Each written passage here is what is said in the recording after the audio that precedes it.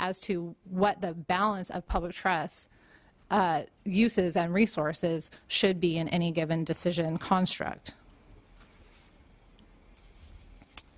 One of the major concerns for the Commission is that sea level rise, the impacts that it has, and then the potential for owners of infrastructure to leave creates a problem for us. It creates hazards, it creates public safety issues, and it could create liability issues for the Commission. Facilities and coastal access within the Commission's jurisdiction are vulnerable to these sea level rise events and storm surges with extreme high tides. Sea level rise related damage to structures is therefore a concern. We have to wonder, what if structures are abandoned, as they sometimes are? People who are lessees for the Commission often don't have the means to repair, replace, or otherwise deal with damage to their structures. So we are left potentially increasing into the future with grappling with these derelict structures or abandoned structures or hazardous structures ourselves. And in fact, we have a handful of locations, projects, and facilities right now that our staff is very enthusiastically searching for funds and resources to clean up and deal with so that they do not become a public health risk. So lastly, I just wanted to say a few words about where the Commission sees its best fit, its role in addressing sea level rise in the context of its collaboration with other state, federal, and local partners. Where do we see our strengths, and what are we doing now, and how can we adapt into the future? So currently, as I said, we evaluate project proposals on a case-by-case basis. We generally use the NRC 2012 sea level rise guidelines, and I believe those have been officially sanctioned by the Ocean Protection Council. And that is, while we haven't, the Commission hasn't officially done anything, in practice, that's what staff generally uses. So the three examples here, how it day-to-day level staff work, how sea level rise touches us and our applicants, is through three things: our MOTEMs, or Marine Oil Terminal Engineering and Maintenance Standards, through our surface lease agreements, and through boundary line and tidal settlement agreements. The MOTEMs regulations contain language about sea level rise and requests, and actually doesn't request, it requires that sea level rise projections and plannings are considered when updating marine oil terminals. Our surface lease agreements, we have a general questions about consideration of sea level rise. One of the things that's important to point out here is that there isn't a one-size-fits-all. We have all manner of lessees, we have all manner of projects, and we have all manner of lifespans of projects. So I can't emphasize enough, I wish that there was one thing that we could do that would fit everyone, but that is not the case for us. So it requires our staff to be very adaptable, very nimble, and also serve as the educators and facilitators for our lessees, who run the gamut from a very small time single homeowner in the Delta without a lot of means, all the way up to multi-billion-dollar infrastructure and economic drivers with huge amounts at stake. So one of the things for the boundary line and tidal settlement agreements that we're trying to implement to deal with sea level rise is to have language in there for a public trust rolling easement. This would protect the public access rights as sea level rises, and is primarily evident in San Francisco Bay Area, Candlestick and Hunters Point, Treasure Island, and in Oakland are examples of where we have a rolling easement. Getting to your question about having it all really come down to being local. This really hits home for the Commission. We have a very special relationship, even though we are a state agency. We share much in common with local agencies because of our plenary land use authority. In 1911, the legislature began conveying the state's public trust lands to local government to manage on behalf of the state. This means that not all sovereign lands are managed directly by the Commission, but rather have been granted over through through the legislature to local jurisdictions. Some examples include the ports of San Diego, Los Angeles, Long Beach, Oakland and San Francisco, the cities of Newport and Redondo Beaches, and the Humboldt Bay Harbor District. These areas are home to some of the most significant economic drivers and some of the most important state infrastructure, including the tremendous amount of commerce and tourism associated with these facilities. We want to engage our lessees and grantees, therefore, really through education and outreach. So what we're doing to try to do that is by revising our application processes to serve as a guide and prompts for discussion with applicants and lessees to help them assess the impacts of sea level rise on their proposed project. We want to consider using these questions as prompts rather than as requirements because we really don't want to overwhelm our applicants with a lengthy application. We have a lot of applicants who may not have to address sea level rise as part of their project because of the nature of their structure. We also have applicants who may not have significant resources to hire a consultant to perform a vulnerability study. We have, again, the vast majority of our surface leases involve private home, adjacent upland homeowners, and it's not all Lake Tahoe and Huntington Harbor. We have a lot of lessees in the Delta that don't have the means to deal with an overwhelming request for information or a sophisticated vulnerability study. So what we want to do is be that bridge, be that facilitator, and connect those lessees and potential lessees with the resources that will help them, and to also consider on a case-by-case basis whether what they need is a full-on assessment or whether it's something that can be dealt with in-house or something that State Lands Commission staff can also guide them through without having them have to go seek external resources. We're currently also developing a companion web page that folks can access, and also a guide of do I or do I not need to worry about this. I want to give just one quick example. We have something that we deal with a lot are folks with floating docks. So if it floats, do you need to do a sea level rise assessment? If so, how big is it? And with that, I will wrap it up and hand it off to Jay. All right. Jay Chamberlain, California State Parks. Tristan, thank you for the opportunity to be here today. Jay Chamberlain with California State Parks. In addition to being the part-time IT guy here, my day job is being the Natural Resources Division Chief. So I'm going to turn that off, maybe even get it going to sleep.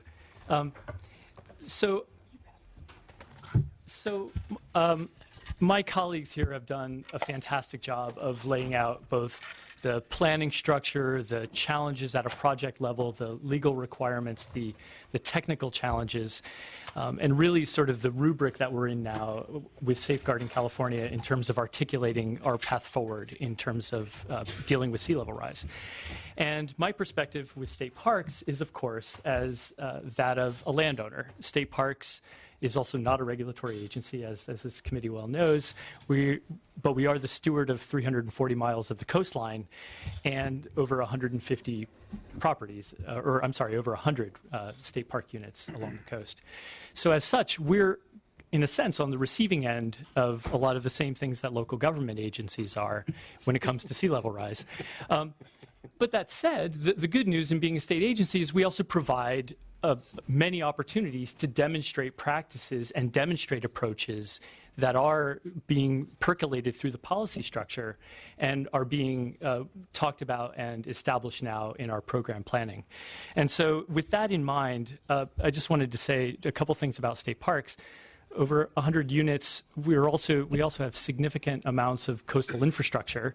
When you just think of the number of campsites, 5,700 campsites, 1,700 picnic areas, lots of parking lots and restroom facilities. I mean, there's a lot of infrastructure out there, not to mention roads.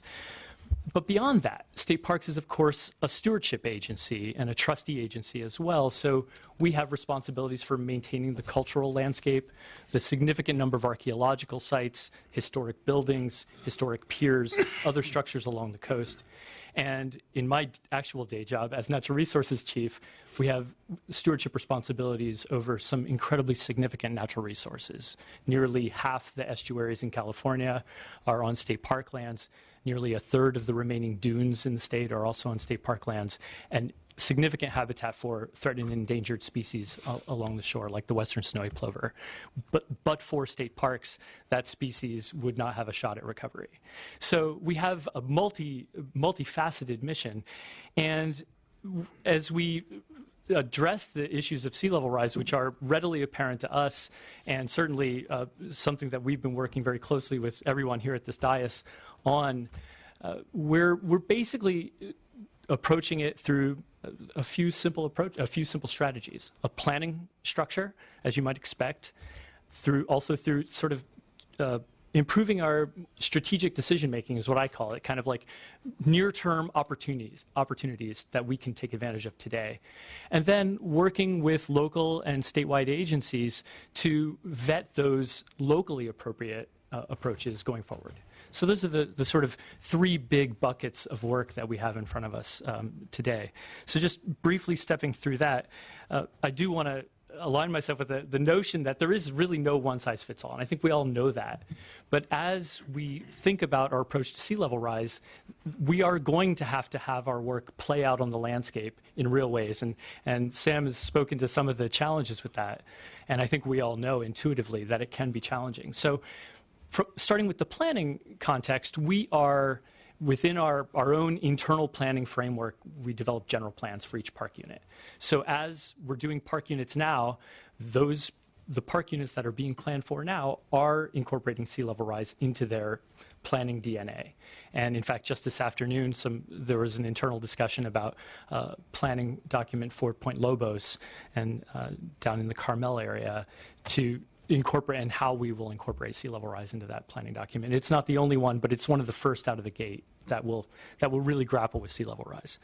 But beyond that, of course, with the new executive order and our recognized need that infrastructure decisions need to also have a very strong planning rubric, we are actively talking about how we will make our planning and investment decisions to recognize sea level rise. And I'll talk about some of that in a minute.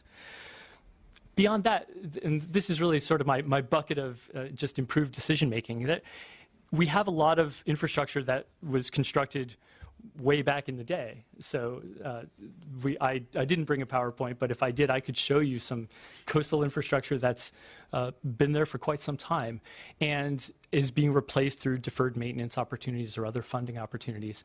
We are now engaging at the project level to make sure that those new investments, or as we upgrade those investments, that will be done cognizant of sea level rise and looking at different projections going forward and comparing it to the useful life of a project. So there's infrastructure siting on that level, the sort of small scale level, but then we're building a new campground, the first in over 20 years at Fort Ord, and that campground will explicitly be set back, and the design will explicitly account for sea level rise and projected changes. And there are many other smaller examples, restroom facilities that are being backed away from the coast, et cetera. And I think we're definitely embracing each of those smaller opportunities that are in front of us, and I think using that to talk about or in essence, to demonstrate the approaches, the range of approaches going forward. Now, also really important to me as Natural Resources Chief in this realm is, you've heard before this notion of green infrastructure. And there are studies and many indicators that show that dunes and coastal estuaries, coastal wetlands, actually do build resilience, are the green infrastructure that can help our infrastructure be resilient in the face of climate change. So we've been making investments over years in things like dune restoration. We've been more embracing the notion and bringing climate change and sea level rise into that conversation now. So last year, when we were in the last phases of planning a long-planned dune restoration in McCarricker State Park, which did remove a road that ran alongside the front of a 1,200-acre dune system, we really kind of went back and modeled the sea level rise and really looked at that road removal project in a whole different light when we realized the resilience we could build into the system with that new framework. So it's projects like that. It's other coastal dune restorations that we're engaging right now. Bolsa Chica State Park, we've done a 25-acre dune restoration. These are relatively small scale, but we believe could be scaled up going forward. And I want to talk a little bit about that in terms of next steps. But one of the other major things that we've been doing is beginning to work with local partners up and down the coast. Of course, we are, I see us as part of the solution set in terms of local planning. We do our own planning internally in some respects, hopefully informed by state policies and our work with our other agency colleagues. But increasingly, I see a role for state parks to be involved in other local planning efforts that are looking regionally or sub-regionally at local adaptation plans. So identifying local threats and locally appropriate adaptation strategies. And state parks is increasingly at the table in some of those. And so for example, in Del Norte County, state park archaeologists have documented the effects of projected sea level rise on archaeological resources. And we've done that with funding from the federal government through the North Pacific Landscape Conservation Cooperative. And we believe that as local planning processes come to bear, that now is evidence that we have, that we can bring to the table. So as the tribes, as other partners become interested in adaptation plans or developing an adaptation plan, that documentation will be there for them to utilize. And we're doing that very, very analogous things in a number of other places in the natural resources landscape. So again, documenting the efficacy of restoration actions on local dune viability and then translating that to how that affects the infrastructure landscape in that area is something we're increasingly embracing. So, and that one sloughs over into this area of research. There are many efforts to document the impacts locally, as I said, and the adaptation strategies. And one of the really important research efforts that's underway right now in terms of archaeology is a cooperation that we're doing with national and both national parks, tribes, universities, and others to really survey and document archaeological sites all up and down the coast. And the study began in 2011 and they've completed technical reports for Marin, Monterey, and San Diego. So again, that's just one example among many of opportunities where state parks and our staff, when we can allocate the resources to it, are able to come to the table and inform that local decision making that I think is so important, that we all recognize is so important. So going forward, as Kat alluded right at the top, much of this has been done out of just redirecting our local resources to address the challenges. But we see a need to be more systematic about evaluating both the threats and the opportunities. So right now we're working to identify funding sources and come forward with some proposals that would allow us to inventory our own infrastructure and the real opportunities for large-scale restoration and design and bring those to the table so that we'll have them as we engage at the local level going forward. Then no doubt people have already spoken about the need for green infrastructure, and I certainly readily embrace that notion that there are many opportunities to restore native landscapes, dunes, coastal wetlands, and coastal estuaries in particular that will enhance our ability to adapt. And so State Parks is very interested in scaling up those efforts. And there are a number of particular projects that have been underway, and I think been under the planning phase for quite some time. We're interested now in looking at those as potentials in the solution set going forward. So high on my mind in this regard, I'll just do a plug for it, is the Ringe Dam restoration in the Malibu Creek watershed, which it's a it's a dam that is now completely filled with sediments, over 780,000 cubic yards of sediment.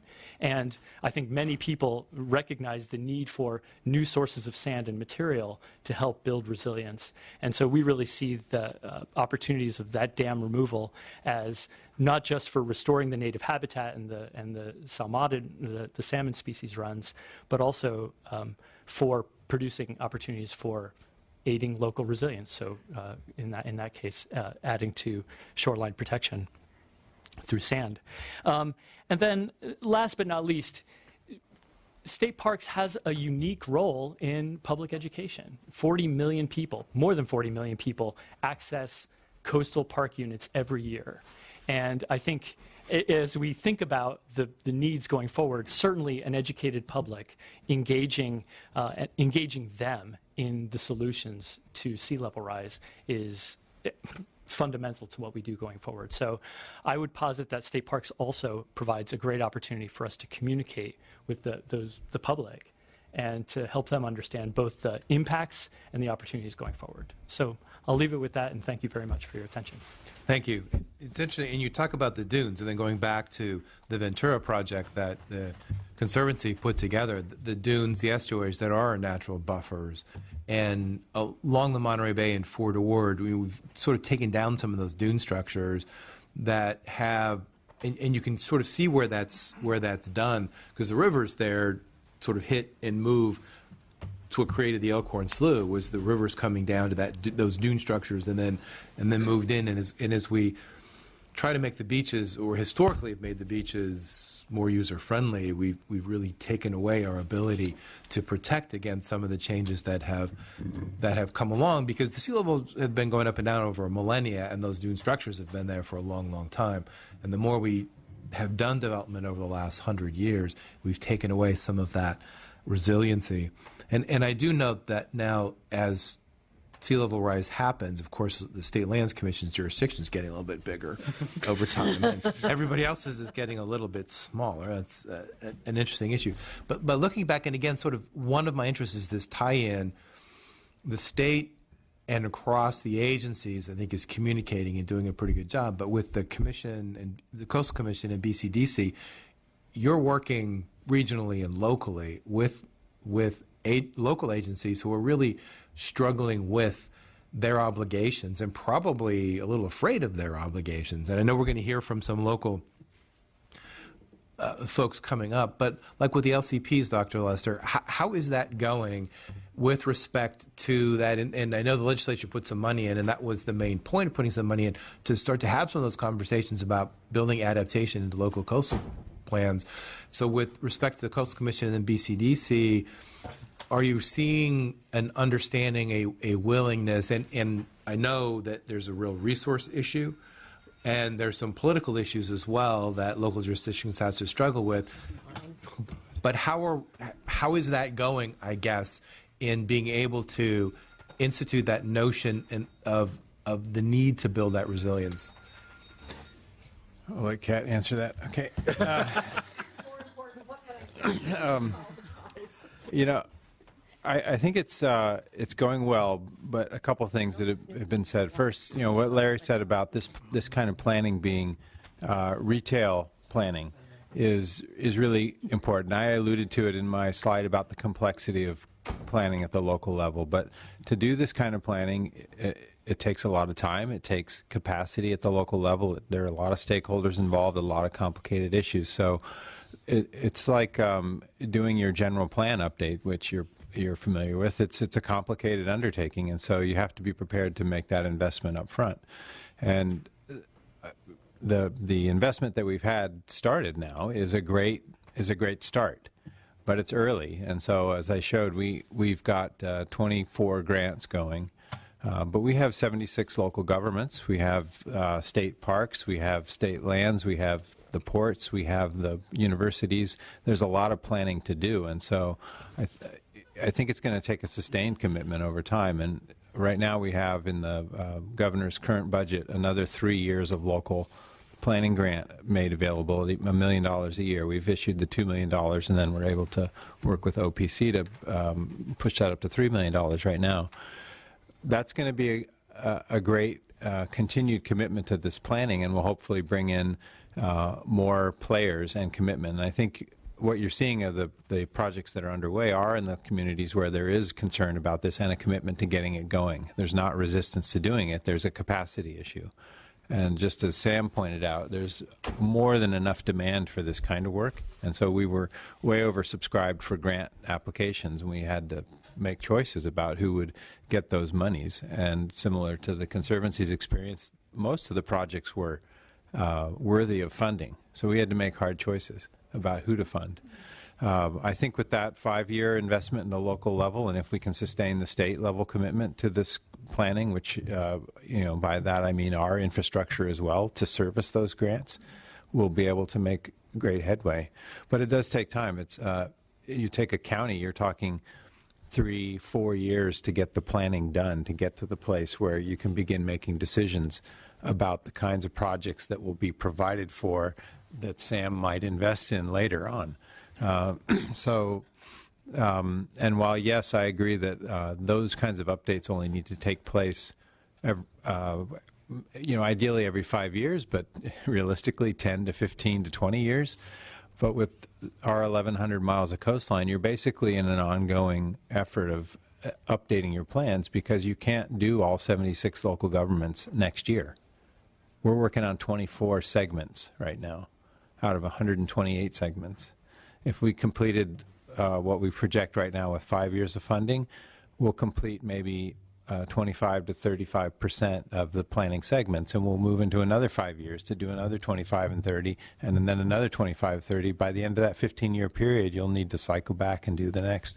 So it's an ongoing management process, but I think we're building the capacity. And one of the critical things I think we need to do next, and building off of the sea level rise guidance that we're beginning to talk about this week with the Commission, is what is our capacity to deliver the technical information in that document and the concepts and the approaches to targeted groups at the local level. And so we're going to be talking about how can we organize stakeholder groups or sub-regional, regional collectives of local governments coming together to, and I think this is similar to what BCDC has been very successful at in the Bay, is bringing together multiple local governments in one place so we can share stories and experiences.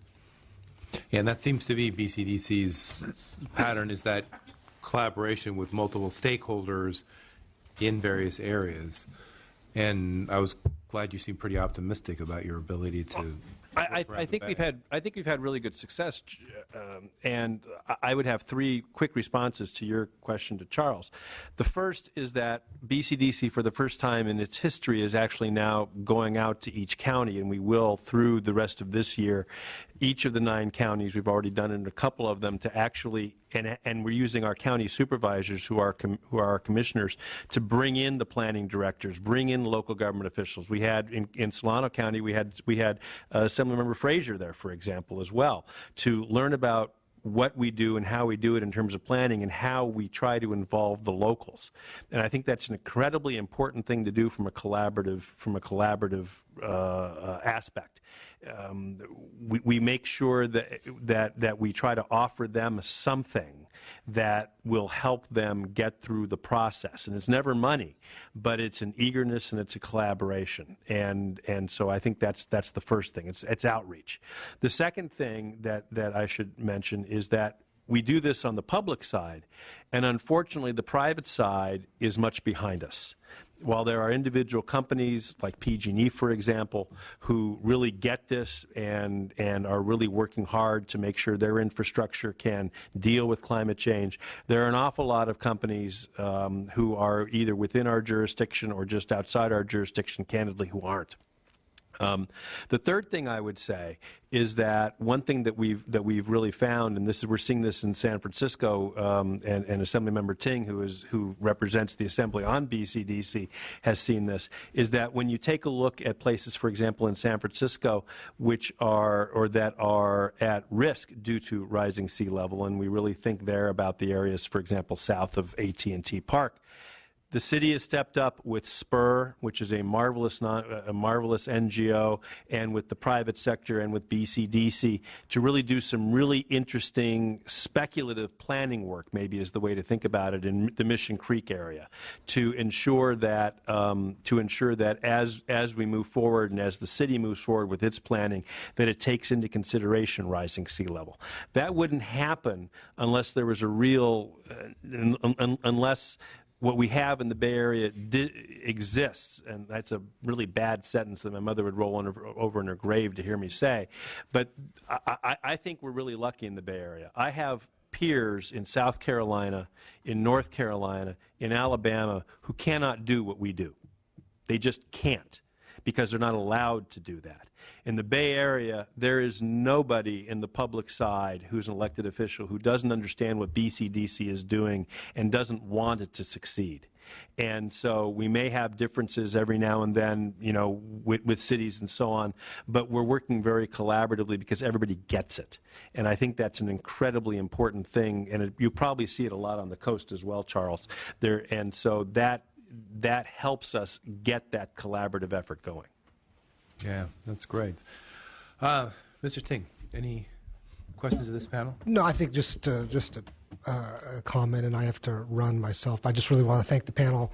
I'm sorry for coming in a little bit late, but you know, as Larry sort of echoed, we face a lot of significant issues in the state, but also very importantly in the Bay Area. I can't think of a region that's built more important assets really close to its water line. Sham shaking his head. Yes, we as we all know, and not just sort of civic functioning organizations like our airport, but whether it's, you know, Cisco or Sun Microsystems or major companies, major housing developments. A lot of investment has gone on to build out our waterfront, and obviously we know that that's at risk. So I know for California it's a major issue. It's even probably more important in our Bay Area, and I just very much appreciate the update, but also very much look forward to how we continue to move forward. I know that there's a lot of resources that we need to deploy. I think there's a lot of resources that we still have to go get. But I think we're up for the challenge. I mean, I think if, 40 years ago it was saving the Bay. Now it's saving us from the Bay. So I think that, it's I think we're up for the challenge. I know we are, and I think it's going to be very important that we continue to work together from an interagency point of view, which is not always what we do best, but also from a state to a city to a federal government level. I think it's very, very important. So thank you. Great. Thank you. Thank you. And in the interest of time, we've, of course, run a lot longer than we probably should be, but let's move on to the next panel. I want to thank you for presenting, giving us good information and some good possibilities. So let's bring up the local level, and it's that interaction between the state and the local level that I'm most interested in. So first, and I'm going to change the order a little bit. Lisa Hebner, I'd like her to go first. I guess she's got a flight to catch. And then who's from the city of Solana Beach, Humboldt Bay Sea Level Rise Adaptation Planning Project, Alderon Laird,